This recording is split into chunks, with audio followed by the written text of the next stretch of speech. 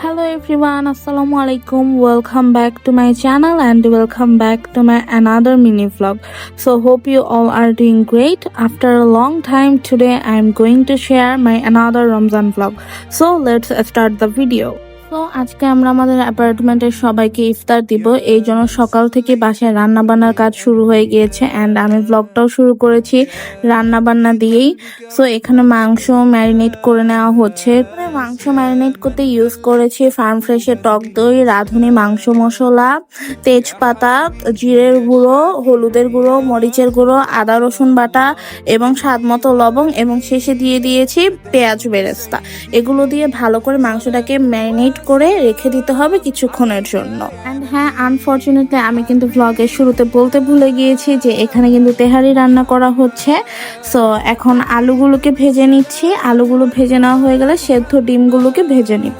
এরপর আমরা দিয়ে দিব আমাদের ম্যারিনেট করে রাখা মাংসগুলোকে। প্রথম দিকে বেশ কিছুক্ষণ মাংসগুলোকে পানি ছাড়া ভালো করে রান্না করে নিতে হবে অ্যান্ড দেন পানি অ্যাড করতে হবে। এখন আমরা পেঁয়াজগুলোকে হালকা ভেজে নিচ্ছি। ভাজা হয়ে গেলে দিয়ে দিব আমাদের চাল।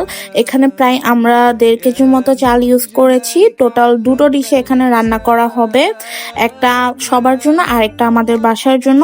দেন চালগুলো দেয়া হয়ে গেলে 1 মিনিটের মতো ভালো করে এগুলোকে মিশিয়ে নিয়ে পানি দিয়ে দিব। এই পর্যায়ে এখন আমরা দিয়ে দিব আমাদের রান্না করে রাখা সেই মাংসগুলো।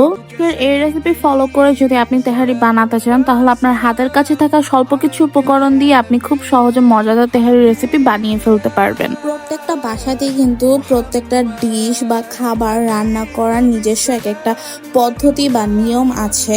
সো আমি কিন্তু আজকে তেহারি রান্নার সেই নিয়মটাই আপনাদের সামনে প্রেজেন্ট করেছি, যেভাবে বেসিক্যালি আমার বাসায় রান্না করা হয়, যে ট্র্যাডিশনটা আমার বাসায় খুব ফলো করা হয়। সো আমি কিন্তু সেই ওয়েতেই আপনাদেরকে দেখানোর ট্রাই করেছি। এখানে প্লিজ কেউ এটা নিয়ে জাজ করতে আসবেন না। রেসিপিতে যদি কোনো ভুল হয়ে থাকে তাহলে সেটা অবশ্যই কমেন্ট করবেন এবং আমরা অবশ্যই সেই ভুলটাকে কারেকশন করার ট্রাই করব। এখন এখানে দুধ, বিরিয়ানি মশলা, লবণ এই সব জিনিস দেওয়া হয়ে গেলে ভালো করে মিশিয়ে নিতে হবে এবং ঢেকে দিতে হবে যতক্ষণ না পর্যন্ত বিরিয়ানি হয়ে যাচ্ছে। এখন আমাদের বিরিয়ানি রেডি, কিন্তু এটা ফাইনাল টাচ এখনো বাকি আছে। এখন আমরা আমাদের ইফতার তৈরি করব। এই জন্য আমরা আলুর চপ, পেঁয়াজু, বেগুনি এই সব জিনিস একে একে ভেজে নিচ্ছি, কারণ এখন আমাদের হাতে খুব বেশি একটা টাইম নেই এবং সময় স্বল্পতার কারণে আর কাজে খুব বেশি বিজি থাকার কারণে আমি ইফতার রেডি করার টাইমে খুব বেশি একটা ভিডিও নিতে পারিনি। একদম যখন সব জিনিস রেডি হয়ে গিয়েছিল তখন আমি ভিডিও ক্লিপস নিতে পেরেছি। এখন আমরা আমাদের তেহারির উপর পেঁয়াজ বেরেস্তা, ডিম, আলু ভাজা এই সব জিনিস একে একে দিয়ে ভালোভাবে ডেকোরেশন করে দিচ্ছি।